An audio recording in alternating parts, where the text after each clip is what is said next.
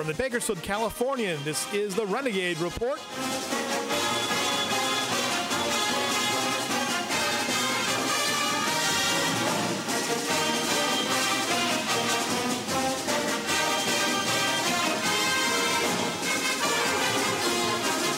Now the man with everything going on in sports at Bakersfield College, Francis Mayer. Chris, you are too kind, and if I ever have two hot dogs, just assume one belongs to you. Like the man said, I'm Francis Mayer, Sports Information Director for the greatest athletic department in the known universe, and I know because Ben Carson told me so, but he was on a polygraph, so we know it's true.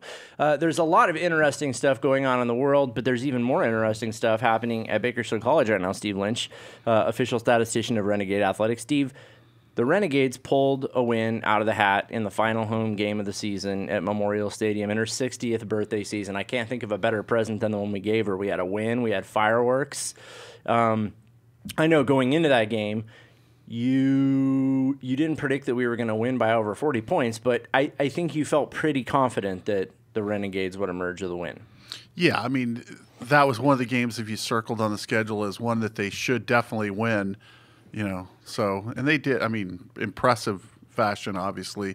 I think it's hard to ever predict that a team's going to beat another team by 44 points, but, right. You know, they went out and did it. They absolutely did. And these last few games of the year are always emotional for me because I'm a pretty sentimental guy. And I follow, you know, Steve, you and I both, and cheer coach Heather as well. We follow the stories of our athletes. We come kind of emotionally married to them. And I don't know if anybody has had a more dramatic storyline this season in BC Athletics than Tarek Yagi. Tarek was the presumptive starter out of camp. A lot of people say he had a great camp. And then game plan-wise, I mean, I think there was probably a lot of things that went into the decision, but he got lifted 3 games into the season.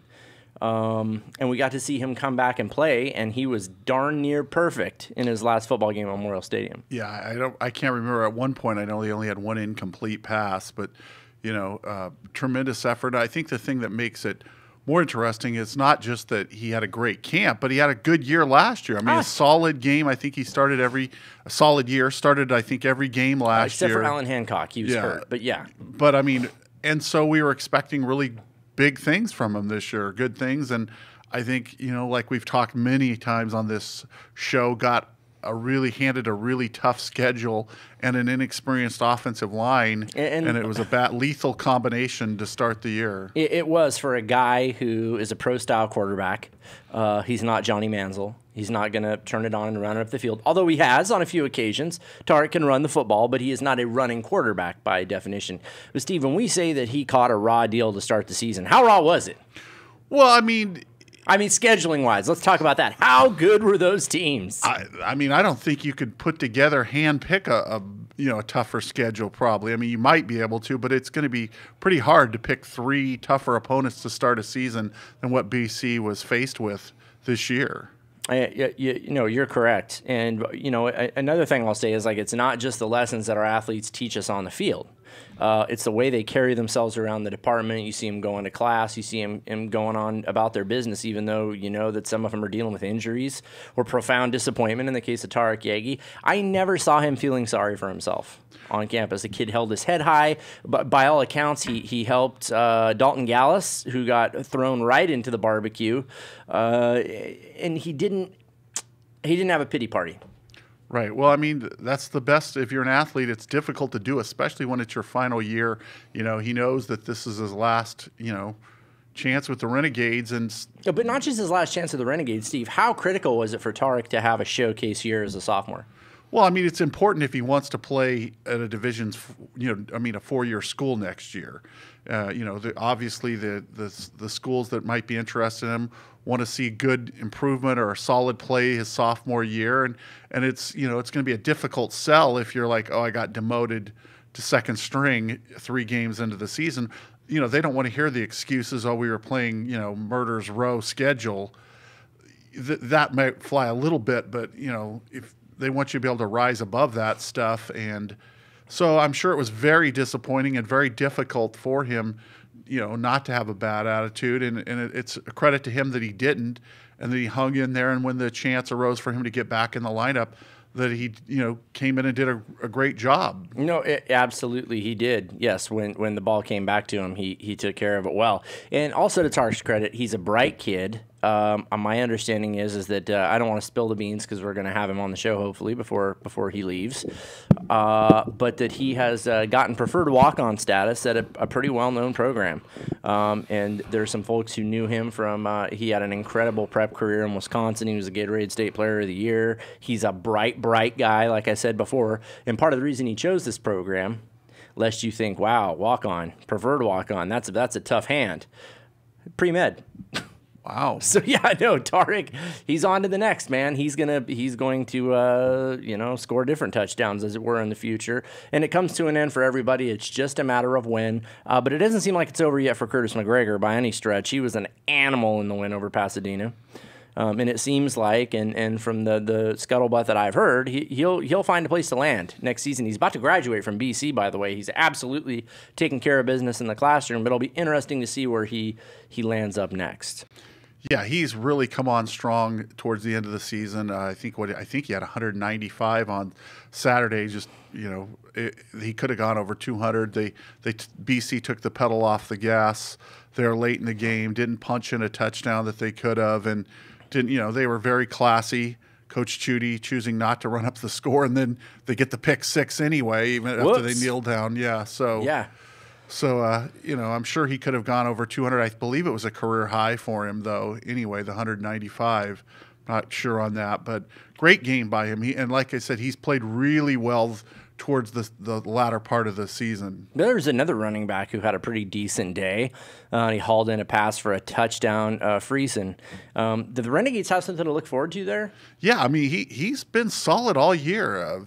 He looks like he could be a very good back next year. Good receiver, like you said, good runner. Nice. He's having a nice little bit here too. The last few games that we've seen him play. Well, and Bakersfield College has a proven track record with sending folks on to the Division I, the Division II level, quite often with scholarships and other sorts of aid. And last year we sent a young man to Baylor, and this year I'm concerned because last year we had like this talent drain on the offensive side of the ball a little bit, with Vickers, whom I've seen on campus quite a bit recently, and others, Marquise leaving the program. But the defense, you got some guys that are moving on from the defense that are real good. Hurtado, Artiega, Frash, Jordan Nichols. I mean, you've got four guys right there that are all conference material. It'll be interesting to see what Coach Bolton does to restock the coffers there, or who he's stashed in the freshman regards. I think that nobody's more competitive than Renegade coaches.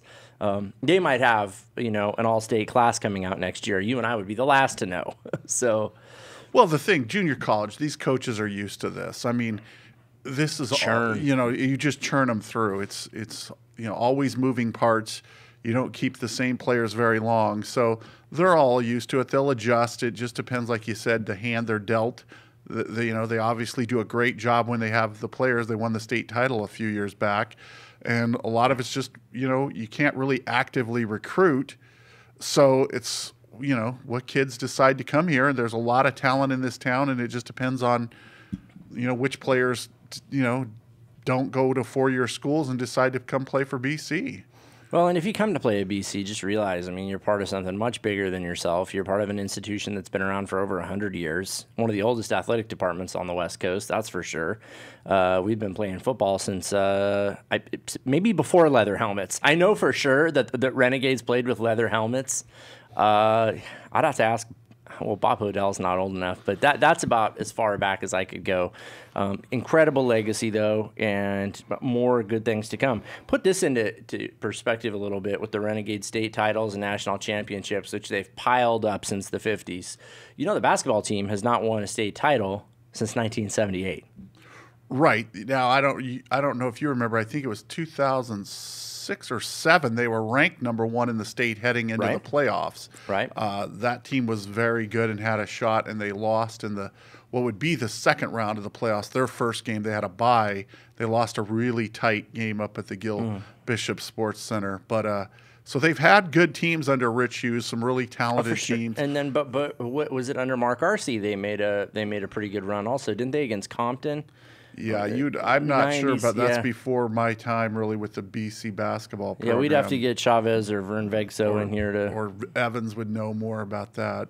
He would. By the way, for whom the bell tolls, apparently Evans is not going to be making the trip to Ventura this weekend, which is we're all going to miss what sort of food decision that he makes before the game. I look forward to that on Twitter. I follow Louis Amistoy, VP of Content and Reader Experience here at the Californian. He loves to talk. Jeff is a protein guy. I think Jeff has been doing Atkins since before Atkins was a thing, or paleo, however you want to put it. But you don't remember the last time Jeff wasn't at a game, do you? I certainly don't. It's got to be a long time ago since he, missed a game, and obviously, a lot going on here in town with sports now, making it more difficult for him to make the trip to all the different games. Oh, yeah. I mean, he's covering Cal State. He's got BC. And by the way, we have a lot going on at the college this weekend. Chair Coach Heather will fill us in on some of that later. But real quick, we have a huge wrestling tournament going on Saturday. The men's basketball team kicks off their their season today. Yeah, tonight I think it is. Yeah, against LA Trade Tech at 5 p.m. in the Fullerton College tournament. But now they're not going to be back at home until the day after Thanksgiving, where they're going to be playing Porterville at 1 p.m. on the 27th. And then you can forget about Renegade basketball for December, and they'll be back in January. So a little bit of a funny gap there, Steve, and part of that's because of the tournament schedule. Is that right? Yeah, I mean, Rich takes Coach Hughes takes the men's team on the road. He likes to play a lot of out-of-town tournaments to start the season, get the team tested a little bit. Oh, against tough teams, right? Too. Yeah. But as far as that Thanksgiving you mentioned, you'll get 3 chances to see the BC men, because not only they play Friday, but they'll also be playing Saturday and Sunday. Excellent. So you'll get 3 shots before the first of the year. It's a great tournament out there. There's 3 games each day. It's a 6-team tournament. That it's very hectic for me and the stat crew, but a lot of action, a lot of really good. Statapalooza for you. Yes, a lot of action, a lot of long days, but it should be fun this year because the BC men look loaded and ready to bear. Oh, they do. Lawrence Bam Moore is back. He was an all-conference player, and just returning from last year, you got C.J. Johnson. I'm working up here, okay? And then things get very interesting. You have all-conference point guard Jameek Revere, who's an absolute freak of nature. The kid is so fast. And they Coach Hughes calls him the Mighty Might. I mean, he is not a tall guy. I think he's listed at 5'7". Might be kind of generous, but he doesn't care. He will weave through several 6'4+ defenders and score a layup. We watched him do it repeatedly last season. And then arguably the best player in the state, DeAndre Dixon out of Fresno. He's listed at 6'9", but it seems like he has a 7-foot wingspan. Yeah, he has very long arms and legs and plays almost like a 7-footer. I mean, he when he's out there, he looks like he's about 7 feet. Oh, he absolutely does. Dunks effortlessly, block shots like a dynamo, and they're going to be a fun team to watch this year. Steve Lynch, stick around. We are going to check in with a member of the cross-country team and a wrestler. I'm calling it Grinders Day here on the Renegade Report. Don't go anywhere. There's more BC Athletics on the way.